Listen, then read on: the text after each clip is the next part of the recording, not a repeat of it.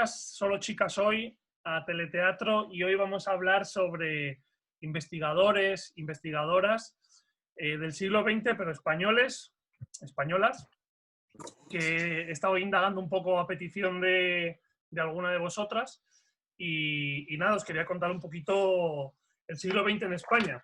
Pero antes os quería situar un poco porque, por desgracia, en España tuvimos una dictadura que durante esa dictadura hubo una nula investigación, o por lo menos hasta donde yo he podido encontrar, no digo que no hubiera, pero hasta donde yo he podido encontrar, porque, bueno, justo pillan entre medio y son la época en la que Europa está investigando y están avanzando y haciendo propuestas, y aquí en España hay un frenazo. Pero sí que es verdad que antes de que llegue la guerra civil y la dictadura, sí que hay un trabajo de algunas personalidades que son las que os quiero comentar. Algunos ya los habréis oído, pero otros pues seguramente no, y si los habéis oído, pues intentaré a ver si os puedo dar algo de información nueva. Voy a pasar de lado por dos figuras muy importantes, que son Valle Inclán y Lorca, porque para ellos lo ideal sería hacer un capítulo aparte, pero bueno, van a ir apareciendo porque son dos personas son dos creadores muy importantes, pero no son investigadores, aunque sí que utilizan influencias europeas, pero no son, como hemos estado viendo con otros creadores, no son investigadores en la técnica teatral, que es en lo que se centra estas clases online, ¿no? A ver, que hay alguien que se está conectando por aquí, José Luis. Vale, pues mira, quiero empezar por una mujer, en honor a vosotras, que habéis empezado aquí conmigo, que es Margarida Xirgu, que seguramente habréis oído hablar de ella. Y ella, aunque fue una gran actriz y empresaria de teatro y se autodirigió en muchos proyectos, sí que dejó escrito algunas nociones para lo que ella era la interpretación, ¿vale? Os sitúo un poquito con Margarida Xirgu. Ella nace en el 88, en 1888, y muere en 1969, ¿vale? Nace en Barcelona, en concreto en Molins de Rei, y destaca muy pronto en los escenarios catalanes y madrileños, ¿no? Muy rápidamente se convierte en una gran estrella. En 1926 conoce a Federico García Lorca, quien la convertirá en la protagonista de sus obras más emblemáticas, ¿no? Y a las órdenes de Cipriano de Rivas Cherif, que es el director que dirige casi todos los montajes. La muerte prematura de Lorca y el estallido de la guerra civil cogen a Margarida Xirgu en una gira por Latinoamérica, y es allí donde monta una escuela, concretamente en Montevideo, y es un poco donde empieza a desarrollar o a darle, más que desarrollar, empieza a plasmar cómo ella concibe la interpretación, ¿no? Os voy a dar algunos ítems que Margarita utilizaba para hablar de la interpretación. Ella decía que los actores tienen que tener genio, ¿no? Genio como expresión de una larga paciencia y vocación como sometimiento a una disciplina común que ha de ser su primera virtud. No sé si os recordáis aquello que hablaba de Grotowski, ¿no? Del actor santo, el actor que se dedica, que su vida está dedicada a la interpretación, ¿no? Pues aquí tenéis una cosa muy similar, ¿no? Dice también que el actor debe formarse en materias como el baile, la mímica, la dicción, el canto, la acrobacia, y además poseer una profunda cultura histórica y artística. No vale solo con ser muy guapo o muy guapa, no vale solo con tener un buen cuerpo, sino que también hay que cultivar la mente y entender qué se está haciendo, ¿no? Por último, otro ítem dice: sin perder el control sobre el personaje, hay que buscar una interpretación naturalista, ¿no? Ya vimos aquello que hablaba Peter Brook. Yo siempre voy a intentar unir con las personalidades que hemos ido viendo. Y por último dice que la búsqueda del teatro es como un arte total, ¿no? Que ya lo vimos también con diferentes autores, ¿no? La búsqueda donde se unifique la luz, el ritmo, la dirección de actores, aunque ella no tenía director, se autodirigía, sí que buscaba asesores, y en este caso es lo que os decía antes de Rivas Cherif, que es un personaje del que ahora hablaremos. Os voy a poner un vídeo, una declamación que no sale ella, pero está grabada, y me parece interesante oírla, y os voy a ir poniendo vídeos chiquititos de las diferentes personalidades. Para quienes habéis llegado tarde, deciros que vamos a hablar sobre creadores y creadoras españoles del siglo XX, ¿vale? Y vamos a ir alternando, como siempre, con algún vídeo. Vale, pues mirad, os pongo por aquí. Ya conocéis mi fondo de guitarras.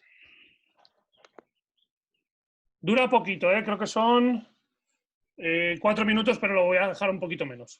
Yo no sé hablar de otra cosa, ni vivo para otra cosa que el teatro.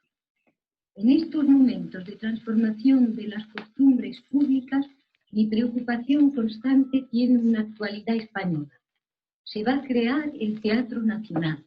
Se va a crear, ¿quién lo duda?, el teatro que corresponde a la nueva sociedad española entrante de mudanza, el Teatro de la República.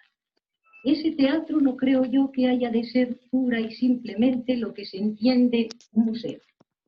Las bibliotecas conservan los textos originales de las grandes obras, pero su interpretación es exclusivamente nuestra. A los actores nos cabe la satisfacción y la responsabilidad de revivir las obras clásicas. Si un drama de Calderón o de Lope, pongo por ejemplos más insignes, no cobra en la representación una emoción rigurosamente actual, es decir, del mismo instante en que se está representando, sin que el público tenga que echar cuentas retrospectivas y hacerse consideraciones históricas, inútil será pretender imponerlo a la admiración general, todo lo respetuosa que se quiera, pero insuficiente. Nuestro arte perece también, es verdad, con acabarse la función. La memoria de los actores no dura verdaderamente sino en la memoria de sus contemporáneos. Una vez apagada nuestra voz en el tiempo, nuestro recuerdo palidece. No somos estatua, pintura, verso ni melodía que perdure por los siglos de los siglos. El que nuestro nombre vaya unido al de los grandes protagonistas trágicos y cómicos es nuestra sola gloria postrera. Pero podemos y debemos hablar del teatro con tanta razón como quien más tenga. El español, el nacional, el de la República, ha de mantener viva, creo yo, la llama de la tradición genuina de nuestra dramática, en lo que esa tradición de tan fuerte contenido popular puede alimentar nuestros ideales de hoy. Bueno, ahí teníamos a Margarida Chirco hablando del teatro, de la Segunda República, el teatro que llegaba. Cuando veo que estáis todos con el silencio, Cecilia. Yo no. Hola. Vale, cuando ponga el vídeo, porfa, poneros la pantalla en silencio para que la imagen no cambie. Y vale. si pulsáis en mi pantalla, podéis ver mi pantalla en grande todo el rato y así veis las imágenes un poco más grande. En los puntitos que hay justo cuando pones, bueno, en mi ventana, en las opciones que te da. Vale, pues os decía que no había grandes investigadores, pero sí que hay dos personalidades muy importantes, o dos personas que podrían haber conseguido más cosas si, como os decía antes, la guerra civil no se hubiera cruzado por el medio. Os hablaba antes de Cipriano de Rivas Cherif, que nació en 1891 y murió en 1967. Cipriano nació en Madrid y es de una familia culta y liberal y desde muy pronto pues manifiesta sus dotes artísticas. Ya en 1907 conoce a Valle Inclán, a quien ejercerá una gran influencia. De 1911 a 1914, esto es muy importante porque estudia en Bolonia, en Italia, sale de España, ¿no? Y allí este viaje le permite conocer la vanguardia europea teatral, que en España se conocía, pero bueno, de una manera muchísimo más laxa, ¿no? Y presentando especial interés por Gordon Craig. Ya hablamos de Gordon Craig, si no recuerdo mal, cuando hablamos de Meyerhold. Y os hablé un poquito de él. También conoce las teorías de Adolf Appia, de Max Reinhardt, de Sergei Diaghilev, que está relacionado con los ballets rusos, y de Meyerhold, que hemos hablado de él, ¿no? Al terminar sus estudios, viaja a París junto a Manuel Azaña, presidente de la Segunda República, y entra en contacto con el pensamiento teatral de gente como Jacques Cocteau, de Dugin, de Jouvet, de Gaston Batty, de Jacques Cocteau, que todos estos tenían que ver con la escuela francesa, aquella que os hablé, aunque alguno de estos no tiene que ver con la escuela del movimiento francés que os dije, pero sí que son franceses. Y así como con las colaboraciones de Picasso con la escena parisina del momento, porque Picasso estaba en París. En 1920 vuelve a Madrid y dirige el teatro de la Escuela Nueva, y en 1928 se convierte en asesor artístico de Margarita Xirgu, que es la persona de la que os hablaba antes, ¿no? Es como un asesor. Aunque fracasa en su idea de renovar la escena teatral española a través de los diferentes grupos experimentales, ¿no? Con toda esta información que él traía, todas estas nuevas corrientes, Rivas Cherif se incorpora al teatro comercial siendo siempre un adelantado de su tiempo. Con la llegada de Franco fue encarcelado entre el 1939 y el 1946 por ser cuñado de Azaña, como os decía antes, y en ese periodo, en el periodo de cuando está en la prisión, funda allí mismo en la prisión una compañía de teatro que se llama Teatro Escuela del Dueso, y escribe cómo hacer teatro, apuntes de orientaciones profesionales en las artes y oficios del teatro español, que es un poco lo que os voy a contar. Claro, su trabajo no tiene desarrollo porque el franquismo lo para, porque lo prohíbe de arriba abajo, pero si este señor hubiera podido seguir investigando junto con las compañías que había, con los grupos experimentales que los hubo antes de la Guerra Civil, pues quizá hubiéramos tenido gente como de la talla de Bertolt Brecht, de Peter Brook, de Meyerhold, que es de los que hemos hablado.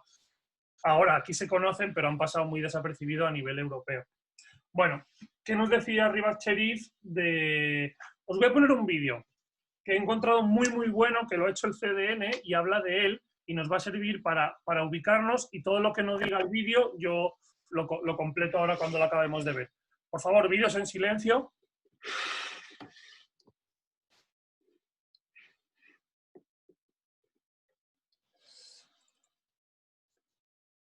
A ver, ¿dónde? Aquí.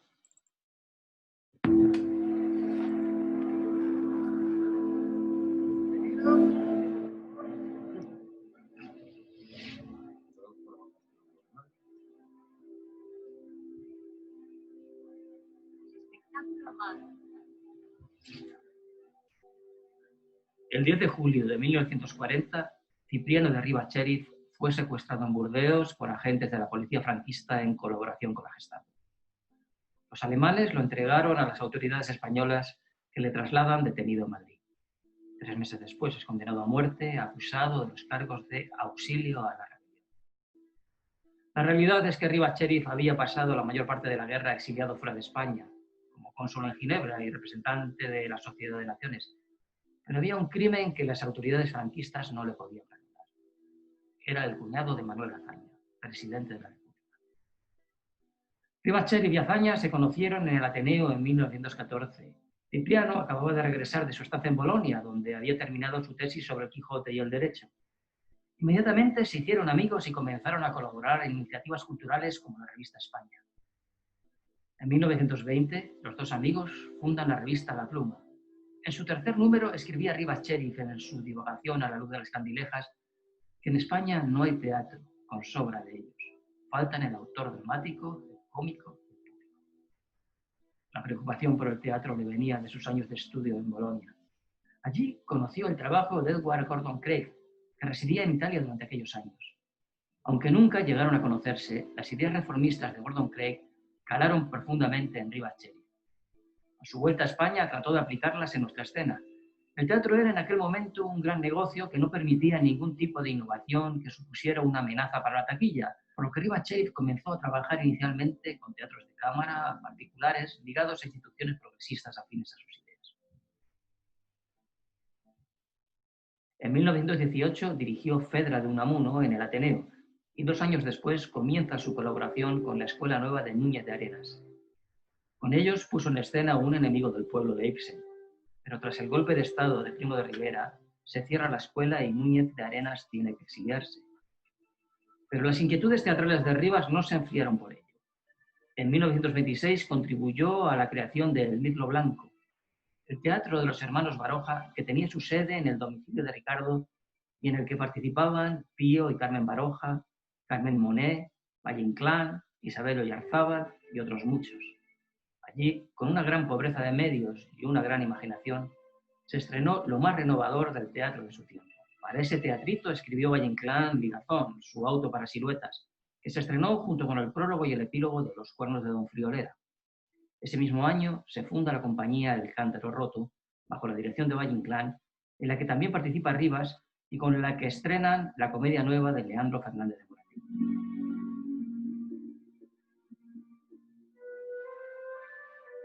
En 1928, Rivas Chériz funda la compañía experimental Teatro El Caracol y con ella pone en pie obras como Orfeo de Jean Cocteau. En cambio, su intento de estrenar El amor de Don Pernoctín con Belisa en su jardín, el joven García Lorca, se vio frustrado por la censura, que secuestró la obra por su contenido. Pero la ambición de Rivas Chériz era conseguir la renovación del teatro profesional. Destaca su labor como director artístico en la compañía de Margarita Xirgu, con la que trabajó en la década de los 30. Aquellos años de colaboración supusieron un momento glorioso del teatro español del siglo XX. Bajo la dirección de Rivas Chériz, Margarita estrenó en el Teatro Español de Madrid obras de Casona, García Lorca y Alberti. Además, volvió a representar un auto sacramental de Calderón, el Gran Teatro del Mundo, e inició las representaciones de teatro clásico en Mérida con Medea de Séneca. Mientras tanto, Rivas Chériz también desarrollaba una importante tarea pedagógica. Fue nombrado subdirector del Conservatorio en 1933 y consiguió que se le asignara el Teatro María Guerrero, que había pasado a manos del Estado. Allí crea la TEA, un nuevo tipo de escuela de arte dramático ajustada a los nuevos tiempos. Bajo su dirección y la de Felipe Lluch, ofreció numerosos espectáculos como El alcalde de Zalamea de Calderón, representada en la Plaza de Toros de Madrid. Todo quedó arruinado por la guerra civil, excepto la voluntad indomable de Rivas Chériz. Condenado a muerte, la pena le fue conmutada por cadena perpetua. Pasó por distintas cárceles hasta ser confinado en el penal del Dueso, donde con el apoyo del alcaide creó el Teatro Escuela de Arte del Dueso. Con un elenco formado por presos, consiguió representar más de 25 obras y construir un espacio escénico que disponía incluso de una cúpula fortune, lo que lo convertía en uno de los teatros más modernos de España. Pero acusado de participar en un complot, se destruyó el teatro y Rivas pasó a régimen de aislamiento durante 11 meses, tiempo que aprovechó para escribir su experiencia teatral en la cárcel. En 1946 se le concede la libertad condicional y un año después logra salir de España y llegar a México. Allí monta el Teatro Español de América. Muere en este mismo país 20 años después, sin haber podido volver a pisar tierra española, pero sin abandonar nunca su devoción por el teatro. Bueno, aquí tenemos una mini biografía. Les quería enseñar unas fotos de él. A ver, ¿dónde está?